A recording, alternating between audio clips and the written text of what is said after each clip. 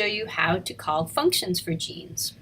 Now, we've already called starts for 2 genes in tBrady12 for GP4 and GP42. So in this document, which I've titled How to Call a Gene Function and Document Your Work in Your Notebook Properly, I have called functions for both GP4 and GP42, but they both turned out to not have a known function, or I didn't feel comfortable calling a function for them. So I've included them in this document, but I've also called a start and a function for tBrady GP70, since this had a much more interesting function call. And that's the call that I'm going to share with you today in this video. Now, materials and programs that you will need to call a gene function. You need to read pages 105 to 115 in the annotation guide. And I want to emphasize that I just read those directions because I need to refer to them on and off to keep myself savvy about what's correct and what's not correct about calling functions. I also want to encourage you to look at this entire document before you call a function for your gene. And you need to make sure you have a functioning famerator. I've also listed a website for a program called HHPred, and here's the website right here. And then you also need to have BLAST data available for the gene that you're calling. And finally, I don't have it listed here, but you should already have called the start for your gene, because it's very important that you're analyzing the entire amino acid sequence that you think is part of the gene. So I'm going to scroll down and go to my lab. I have a very detailed description of how I called functions for GP4 at the top here. But I'm going to scroll down to my notebook entry for GP70. Okay, so first I called the start for GP70, and you're welcome to look through the data that I used to call the start for GP70, and I ended up agreeing with the original Glimmer and also GeneMark call of a start of 45414. And the first piece of data that I collected was from this program called HHPred, and I'm going to take you there on Google Chrome right now. Now this program is really neat. What you want to do is go to DNA Master and grab the amino acid sequence for the protein that you're looking at. And I made sure that I selected GP70, and I'm going to Control Copy to copy the amino acid sequence.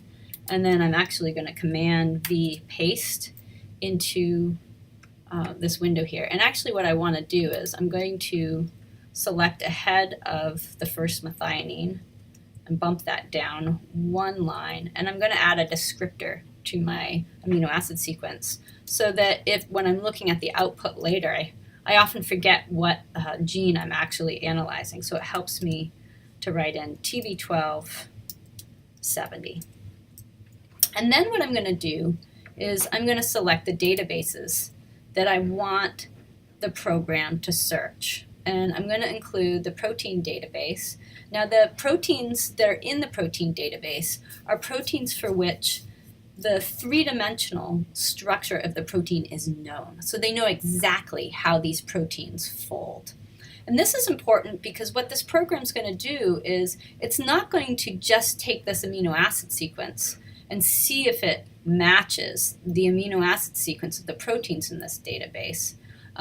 What it's going to do is it's going to look at key amino acids in the sequence and see if they match up in the same positions of a three-dimensional protein. And so essentially it's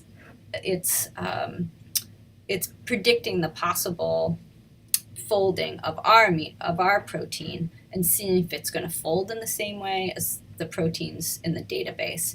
And that's important because sometimes proteins that have the same function, their actual amino acid sequence doesn't line up very well, but there are a few very key amino acids that are important in the way the protein folds or important in the way that the protein functions, like the active site, that are conserved.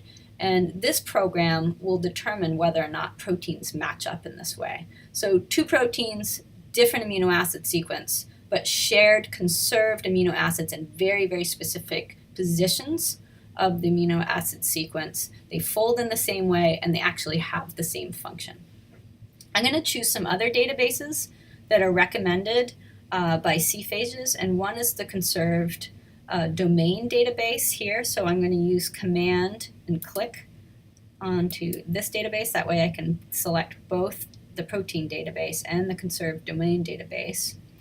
And there's a third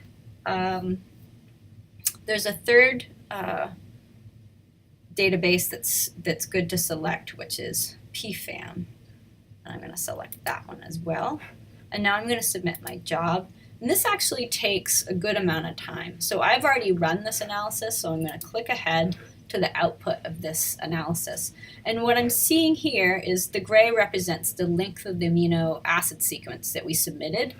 And here, between these two little arrows, it's showing me that my best hit matches this region of my query protein. And red is a really, really good number because it indicates a very, very high probability that my protein matches whatever this protein is. So this is color coordinated. The next best match is this orange match down here, which is a different region of the protein. It matches here, and it has a 94% probability. And as you go through the rainbow, so here's green, the probability is decreasing, and this would probably be the lowest match. So what I'm looking for is, and I'm asking myself, how much of my protein matches the subject protein? What is the probability, and what is the e-value? So I'm going to click on this red match right here because it covers such a large portion of my protein, and also because it's red. And that takes me down to the alignment of my protein and the subject protein. And you can see that there aren't a huge number of amino acids that match between them, but it's predicted the secondary structure is the same in these different places. So these H's represent helices, saying that they're matching in the same place. And it's also looking to see whether there's similar types of amino acids that are matching, if not the exact same amino acid in a similar location within the sequence. I can see that has a high probability. It's almost 100% certain that it is a DNA single-stranded binding protein. And of course, this has a very, very low e-value, indicating the high probability of a match. So I really like this match. This makes me feel pretty certain that we've found a protein. I'm not quite sure what the function of it is, but I feel pretty certain that I can say that it has a single-stranded DNA binding domain that belongs to the ERF superfamily. So I've taken a screenshot of this alignment, and I've taken a screenshot of the alignment with this specific protein. And I have plugged that into my notebook, and I've highlighted the different pieces of data here in red boxes that you should record in your own notebook, and also provided a little analysis of what I think is going on here. And I've decided that the best match is with the ERF family single-stranded DNA binding protein. So that's one source that's giving me some information about the potential function of GP70 of TB12. But in order to be sure, I really want to check multiple sources. And the other two places I'm going to look is on my Famirator map, because Famirator maps give us all kinds of important information. So I'm going to check into Famirator. I'm going to alphabetize the phages, and then I'm also going to click on cluster, which will put the clusters in alphabetical order, and then scroll down until I get to the E's. Now that I've reached the E's, I'm going to choose the TBrady12 genome, but I'm going to align the genome with at least two other genomes for which the annotation is complete. And just looking at an example right here, Adnama has the word draft following it. So I know that that genome has not been completed and annotated yet. So I want to choose, I could choose ABCcat. I can see that, that this annotation is complete. But I'm going to choose a phage called Mindy. And the reason why I'm choosing Mindy is because Henry is another good one for ease. The reason why I choose Mindy or Henry is because I know they were annotated by people that I trust. So Mindy was annotated by Welkin Pope, so I'm going to click on Mindy. Then I'm going to scroll down and I'm going to click on T-Brady 12. And remember to use Control to select more than one genome. Here's T-Brady 12, Control, click. And then I'm also going to choose ukulele because that's a phage that we annotated. And now I'm going to click Map. So I have T-Brady 12 in the middle of Mindy and ukulele, which is great because I wanted to compare them to both. But if your phages didn't end up in the right order, you remember that you can move things around so that you can get them in the order you want. But I'm going to put T-Brady 12 back so I can compare it to both Mindy and ukulele at the same time. Now, I'm going to scroll over until I find GP70 rather, and GP70 is located right here, and I can't see really well, so I'm going to zoom in. If I want, I can click all three of these genes by pushing Control and clicking outside of the number. I can align these guys if I want. And also notice that gives me down here the amino acid sequences of all three of them. So if I wanted to get all of the amino acid sequence at once and do some sort of analysis outside of Family, I could do that. The same is true with the nucleotide sequence over here. But now you can see these three are all lined up. One thing that I can see, and that's, I want to emphasize that if you go to View, there's certain functions I have turned on. I have nucleotide conservation turned on so that I can see between the maps how conserved the sequences are. I also have show description function on so that for genes that the function has been called, that shows up as part of the map. And the other thing I have on is the show domains. And what this does, it shows these little yellow boxes. So in Mindy GP68, it detected a conserved domain, which also is the same information that we got from HH-Pred. This is the ERF superfamily single-stranded DNA binding protein. So Famirator can give us some information about conserved domains, just like HH-Pred does. And for whatever reason, our version of this protein, GP70, is not. It did not detect this conserved domain in it, although earlier I checked the amino acid sequence for this protein and it's identical to the amino acid sequences in Mindy and ukulele. Now, the other thing you want to look at for functions, in Mindy, at the time, this protein was called as ERF. I don't know, I don't always remember what ERF is, and so I had to look up what ERF meant. So this is not a very informative name. So even though it's matching up with this protein, I'm thinking that that's not a very good name for this protein. Whereas down here in ukulele, it's titled single-stranded DNA binding protein, ERF family. This is a much more informative name for this. So I like that title, and that's probably the title I'm going to use to call for the function of T-Brady T-Brady 12 GP70.